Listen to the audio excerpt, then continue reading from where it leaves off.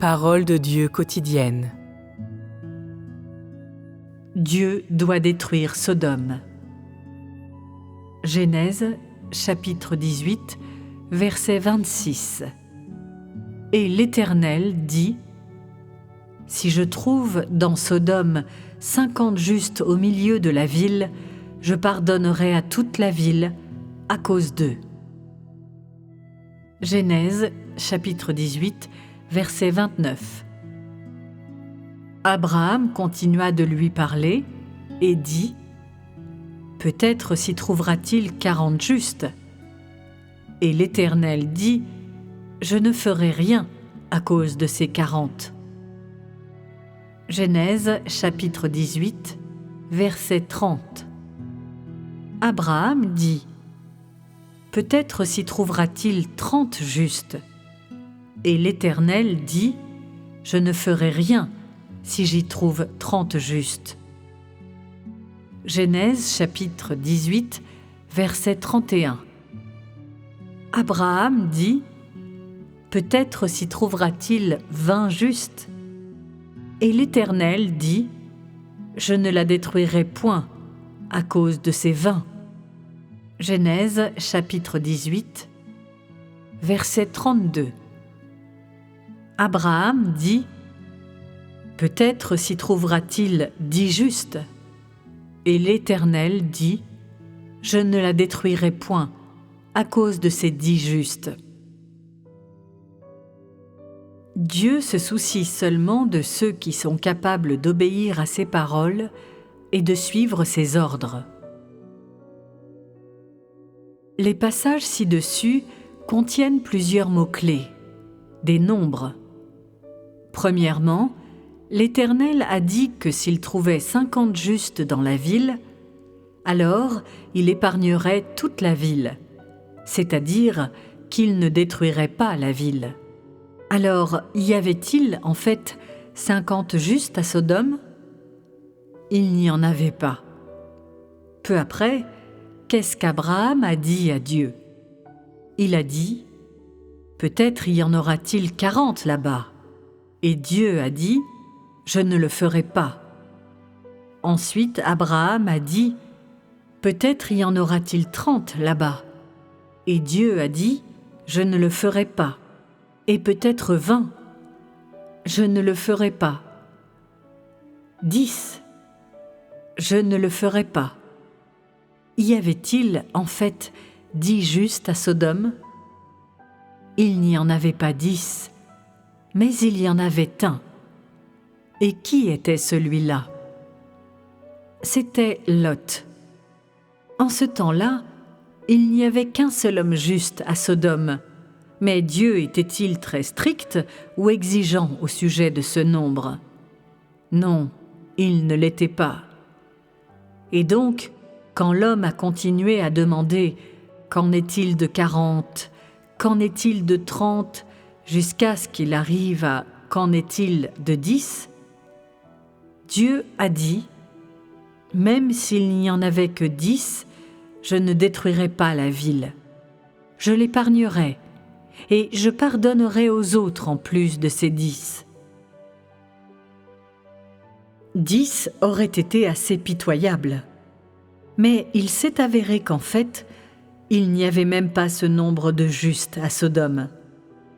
Tu vois alors qu'aux yeux de Dieu, le péché et le mal des gens de la ville étaient tels que Dieu n'avait pas d'autre choix que de les détruire.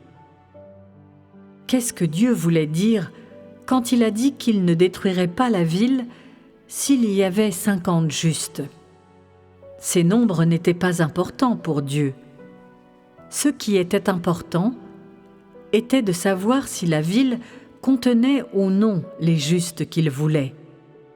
Si la ville n'avait qu'un seul juste, Dieu ne permettrait pas qu'il lui advienne du mal à cause de sa destruction de la ville. Ce que cela signifie, c'est que peu importe si Dieu allait détruire la ville ou non, et peu importe combien de justes il y avait en elle, pour Dieu, cette ville pécheresse était maudite et exécrable et devait être détruite devaient disparaître des yeux de Dieu, tandis que les justes devaient rester. Quel que soit l'âge, quel que soit le stade de développement de l'humanité, l'attitude de Dieu ne change pas. Il déteste le mal et se soucie de ceux qui sont justes à ses yeux. Cette attitude claire de Dieu est aussi la vraie révélation de l'essence de Dieu.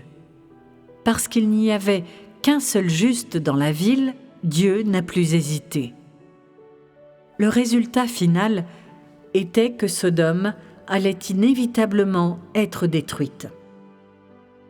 Que voyez-vous en cela? Dans cette ère, Dieu ne détruirait pas une ville s'il y avait 50 justes en elle, ni s'il y en avait 10, ce qui signifie que Dieu déciderait de pardonner et d'être tolérant envers l'humanité, ou ferait l'œuvre de direction à cause de quelques personnes qui étaient capables de le vénérer et de l'adorer. Dieu attribue une grande valeur aux actes justes de l'homme. Il attribue une grande valeur à ceux qui sont capables de l'adorer. Et il attribue une grande valeur à ceux qui sont capables de faire de bonnes actions devant lui. Depuis les tout débuts jusqu'aujourd'hui, avez-vous déjà lu dans la Bible que Dieu communique la vérité ou parle de la voix de Dieu à qui que ce soit? Non, jamais. Les paroles de Dieu à l'homme que nous lisons ont seulement dit aux gens ce qui doit être fait. Certains sont partis et l'ont fait, d'autres non. Certains ont cru et d'autres non. C'est tout ce qu'il y avait. Ainsi, les justes de cette ère, ceux qui étaient justes aux yeux de Dieu, étaient simplement ceux qui pouvaient entendre les paroles de Dieu et suivre les ordres de Dieu. Ils étaient des serviteurs qui accomplissaient les paroles de Dieu parmi les hommes. De tels hommes pouvaient-ils être appelés ceux qui connaissaient Dieu? Pouvaient-ils être appelés des hommes qui ont été rendus parfaits par Dieu? Non, ils ne le pouvaient pas. Et donc, quel que soit leur nombre, aux yeux de Dieu, ces justes étaient-ils dignes d'être appelés les confidents de Dieu? Pouvaient-ils être appelés les témoins de Dieu? Certainement pas. Ils n'étaient certainement pas dignes d'être appelés les confidents et les témoins de Dieu. Et alors, qu'est-ce que Dieu a appelé de tels hommes? Dans la Bible, du début au passage de l'Écriture que nous venons juste de lire, il y a beaucoup d'exemples où Dieu les appelle « mon serviteur ». Autrement dit, en ce temps-là, aux yeux de Dieu, ces justes étaient les serviteurs de Dieu. Ils étaient les gens qui le servaient sur la terre. Et qu'est-ce que Dieu pensait de cette appellation? Pourquoi les a-t-il appelés ainsi? Est-ce que Dieu a des normes selon lesquelles il appelle les hommes dans son cœur? Certainement qu'il en a. Dieu a des normes. Peu importe qu'il appelle les hommes justes, parfaits, droits ou serviteurs. Quand il appelle quelqu'un son serviteur, il est fermement convaincu que cette personne est capable de recevoir ses messagers, est capable de suivre ses ordres et peut réaliser ce qui est commandé par les messagers. Et qu'est-ce que cette personne réalise? Ce que Dieu commande à l'homme de faire et de réaliser sur la terre. En ce temps-là, pouvait-on appeler la voix de Dieu ce que Dieu a demandé à l'homme de faire et de réaliser sur la terre? Non, on ne le pouvait pas, car en ce temps-là, Dieu demandait seulement que l'homme fasse quelques simples choses. Il a donné quelques ordres simples, disant à l'homme de faire seulement ceci ou cela, et rien de plus. Dieu travaillait selon son plan. Parce qu'en ce temps-là, beaucoup de conditions n'étaient pas encore présentes, le temps n'était pas encore accompli, et il était difficile pour l'humanité de suivre la voie de Dieu. Ainsi, la voie de Dieu n'avait pas encore commencé à être annoncée à partir du cœur de Dieu.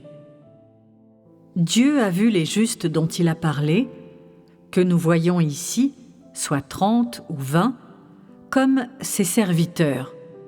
Quand les messagers de Dieu se présenteraient à ses serviteurs, ces derniers pourraient les recevoir, suivre leurs ordres et agir selon leurs paroles. Aux yeux de Dieu, c'était précisément ce qui devait être fait et atteint par les serviteurs. Dieu est judicieux dans ses appellations pour les gens. Il ne les appelait pas ses serviteurs parce qu'ils étaient comme vous êtes maintenant, parce qu'ils avaient entendu beaucoup de prédications, savaient ce que Dieu allait faire, comprenaient beaucoup de la volonté de Dieu et saisissaient son plan de gestion, mais parce que leur humanité était honnête et qu'ils pouvaient se conformer aux paroles de Dieu. Quand Dieu leur a commandé, ils ont pu mettre de côté ce qu'ils faisaient et exécuter ce que Dieu avait commandé. Et donc, pour Dieu, l'autre couche de signification dans le titre de serviteur est celle de leur coopération avec son œuvre sur terre, et bien qu'ils ne fussent pas les messagers de Dieu, ils étaient ceux qui exécutaient et mettaient en œuvre les paroles de Dieu sur la terre. Vous voyez donc que ces serviteurs, ou ces justes, pesaient très lourd dans le cœur de Dieu. L'œuvre que Dieu allait entreprendre sur la terre ne pouvait pas se faire sans coopérateur avec lui, et le rôle entrepris par les serviteurs de Dieu était irremplaçable par les messagers de Dieu. Chaque tâche que Dieu a commandée à ses serviteurs avait une grande importance pour lui, et donc il ne pouvait pas les perdre.